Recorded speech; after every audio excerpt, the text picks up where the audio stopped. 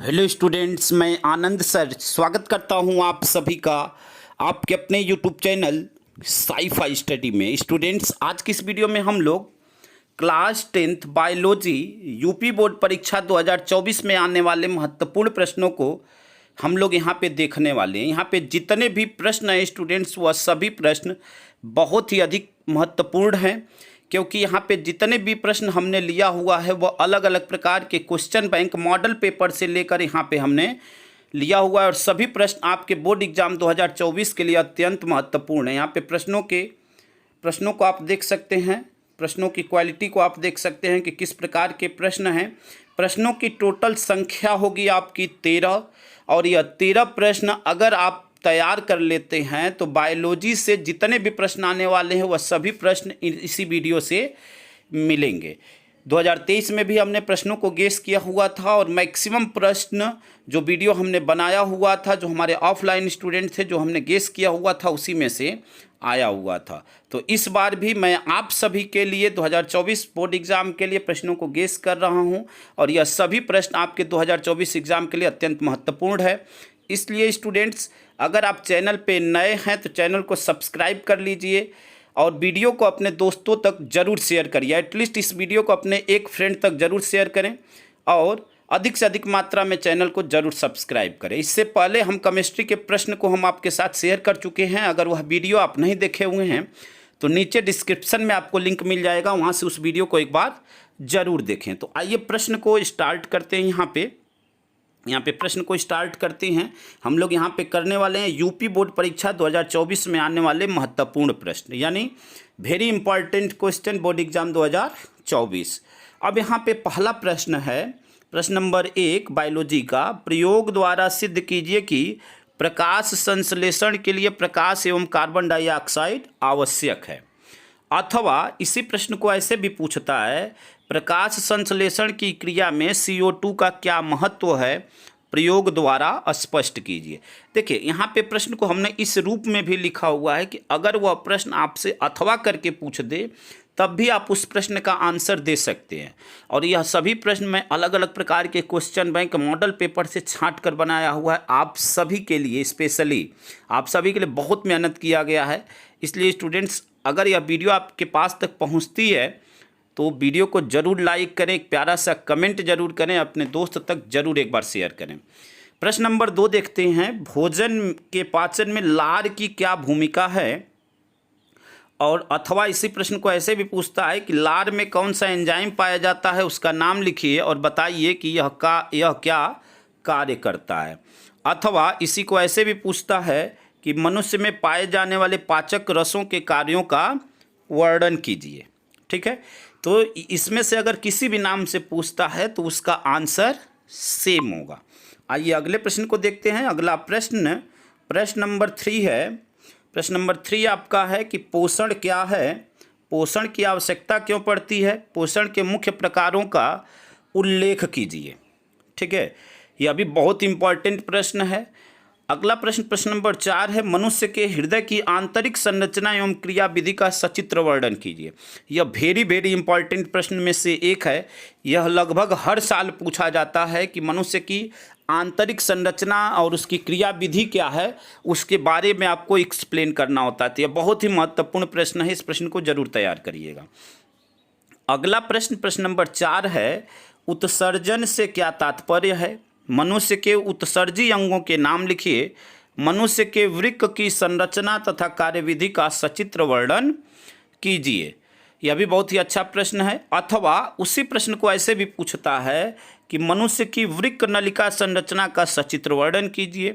अथवा उसी प्रश्न को यह भी पूछता है कि मनुष्य के वृक्क की नलिका चित्र सहित संरचना, कार्य तथा मूत्र निर्माण क्रियाविधि को समझाइए। ठीक है, देखिए, यह सभी प्रश्न अगर तीनों में से कुछ भी पूछता है तो उसका आंसर सेम होगा। इस सीरीज की यही विशेषता होगी कि यहाँ पे किसी भी प्रश्न को अगर अथवा करके पूछता है तब भी आप उसको समझ जाएंगे, क्योंकि यहाँ पे मैंने सभी रूपों में यहाँ पे लिख दिया। साथ ही साथ वीडियो के अंत में मैं आपको एक चीज़ बताऊँगा कि बायोलॉजी से कितने प्रश्न आपके बहुविकल्पी होंगे, कितने लघुत्तरी होंगे, कितने अति लघुत्तरी होंगे, कितने विस्तृत उत्तरी होंगे। यह सारी चीज़ें मैं आपको बताने वाला हूं, इसलिए स्टूडेंट्स वीडियो को शुरू से अंत तक जरूर देखिएगा, बीच में स्किप मत कीजिएगा। आइए अगले प्रश्न को देखते हैं। अगला प्रश्न प्रश्न नंबर 6 है। प्रश्न नंबर 6 आपका है, वाष्पोत्सर्जन से आप क्या समझते हैं, इसका क्या महत्व है। यह भी बहुत ही इम्पोर्टेंट प्रश्न है। अगला प्रश्न प्रश्न नंबर 7, रंध्र की संरचना तथा कार्य का सचित्र वर्णन कीजिए, पौधों में इनकी क्या उपयोगिता है। अथवा उसी प्रश्न को पूछता है, वाष्पोत्सर्जन की क्रिया में स्टोमेटा, जिसे पर्णरंध्र कहते हैं, कि क्या भूमिका है, चित्र द्वारा समझाइए। अथवा इसी प्रश्न को ऐसे भी पूछता है कि नामांकित चित्र की सहायता से पर्णरंध्र स्टोमेटा के खुलने तथा बंद होने की क्रियाविधि का सचित्र वर्णन कीजिए। तो यह तीनों प्रश्न एक ही हैं। अगर इसमें से कुछ भी पूछता है तो आंसर आपका सेम होगा, और यह भी वेरी इंपॉर्टेंट प्रश्न में से एक है। ठीक है, आइए अगले प्रश्न को देखते हैं। अगला प्रश्न प्रश्न नंबर 8 है, कायिक जनन किसे कहते हैं, पौधों में इस विधि से क्या लाभ है। यह आपको पूछता है। अथवा बीज रहित पौधों में जनन क्रिया किस विधि द्वारा होती है, उदाहरण भी दीजिए। तो यह भी वेरी इंपॉर्टेंट प्रश्न है, बहुत ही इंपॉर्टेंट प्रश्न है आपके बोर्ड एग्जाम 2024 के लिए। अगला प्रश्न है प्रश्न नंबर 9 है।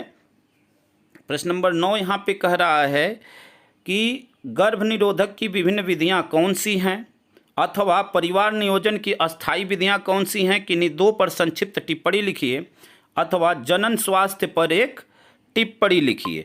तो यह भी प्रश्न आपका इम्पॉर्टेंट है। ठीक है, तो यहाँ से 1 से 9 तक के प्रश्न उम्मीद करते हैं कि आप समझ गए होंगे। आइए अगले 4 प्रश्नों को देखते हैं। अगला प्रश्न आपका प्रश्न नंबर 10 है। देखिए प्रश्न नंबर 10 आपका क्या है, निषेचन किसे कहते हैं, द्विव निषेचन एवं द्विव निषेचन उपरांत पुष्प में होने वाले परिवर्तनों को समझाइए। अथवा उसी प्रश्न को ऐसे भी पूछता है, पुष्प वाले पादपों में निषेचन की क्रिया का सचित्र वर्णन कीजिए। तो यह प्रश्न बहुत ही अधिक महत्वपूर्ण है। प्रश्न नंबर 10, यह प्रश्न कई बार आपके बोर्ड एग्जाम में पूछा गया है। आइए अगले प्रश्न को देखते हैं। प्रश्न नंबर 11 है, मेंडल की आनुवंशिकता के नियम की विवेचना कीजिए, अथवा मेंडल के पृथक्करण नियम को उपयुक्त उदाहरण सहित समझाइए।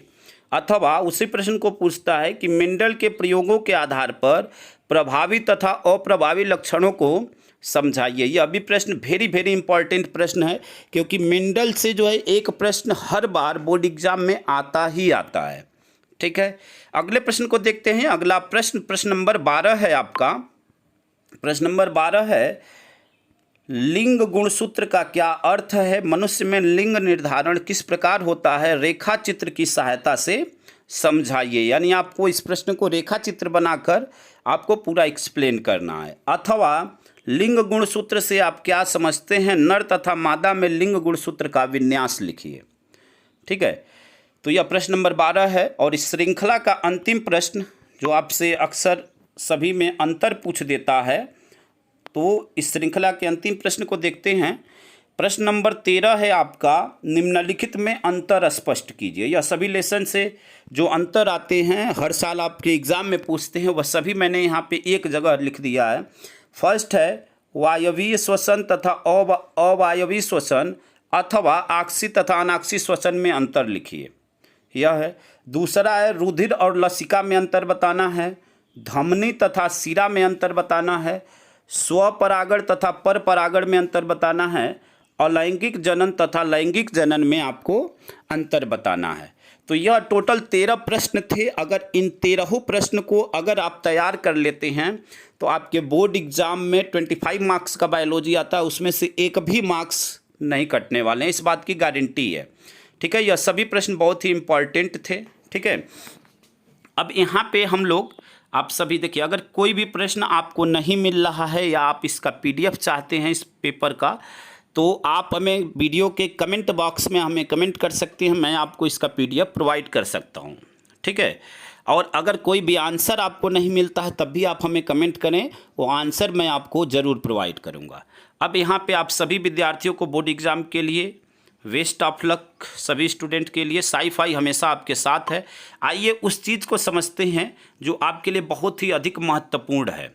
महत्वपूर्ण क्या है, यहाँ पे देखिए, यहाँ पे सबसे पहले आप एक बात दिमाग में बैठा लीजिएगा कि आपके एग्जाम में 3 प्रकार के प्रश्न आएंगे। पहला प्रश्न आपका बहुविकल्पी होगा जिसका आंसर आपको OMR पे देना होगा।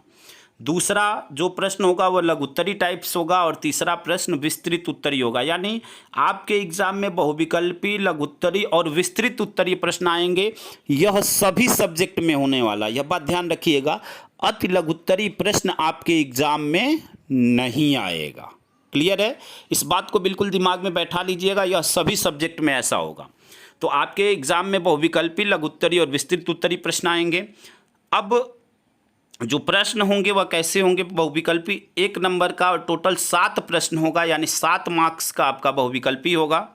लघुत्तरी 4 मार्क्स का प्रश्न होगा और टोटल प्रश्नों की संख्या होगी 3 और 12 नंबर का आपका क्या होगा? लघुत्तरी होगा। विस्तृत उत्तरी जो होगा मार्क्स होंगे 6 नंबर का प्रश्न होगा और एक प्रश्न आएगा और टोटल कितने मार्क्स के? 6 मार्क्स के। यानी आपके एक नंबर का बहुविकल्पी 7 प्रश्न आएगा 7 नंबर का। लघुत्तरी आपका 4 नंबर का होगा, 3 प्रश्न आएंगे 12 मार्क्स का। विस्तृत उत्तरी आपका 6 नंबर का एक प्रश्न आएगा 6 मार्क्स का। यानी टोटल जो मार्क्स होंगे वह कितने होंगे? 25 मार्क्स का आपका क्या आएगा? 25 मार्क्स का आपका बायोलॉजी आएगा। ठीक है, तो अगर आप इस पेपर को अच्छी तरह तैयार करके जाते हैं तो निश्चित ही रूप से आपको 25 में 25 आराम से मिल जाएगा। ठीक है, अब यहाँ पे केमिस्ट्री के प्रश्न को मैं आपके साथ शेयर किया हुआ हूँ। अगर वह वीडियो आप नहीं देखे हुए तो इस वीडियो के डिस्क्रिप्शन में आपको लिंक मिल जाएगा, वहाँ से उस वीडियो को एक बार ज़रूर देखें। इस वीडियो के बाद मैं आपको बहुत जल्दी फिजिक्स का भी इम्पॉर्टेंट क्वेश्चन प्रोवाइड करने वाला हूँ और उसके बाद मैं आपके ऑब्जेक्टिव जितने भी प्रश्न हैं उसको भी मैं प्रोवाइड करने वाला हूँ। तो यह सभी प्रश्न एक बार आप जरूर तैयार करें। और स्टूडेंट्स, इस वीडियो को बनाने में मैंने आपके लिए बहुत अधिक मेहनत किया है। अगर यह वीडियो आपके लिए यूजफुल है, फ़ायदेमंद है, तो यह वीडियो अगर आपके पास तक जाती है तो इस वीडियो को अपने दोस्त तक ज़रूर शेयर करें। चैनल पे नए अगर हैं तो चैनल को ज़रूर सब्सक्राइब करें और अधिक से अधिक मात्रा में अपने दोस्तों को शेयर करें ताकि चैनल की हेल्प हो सके। धन्यवाद स्टूडेंट्स। जय हिंद, जय भारत।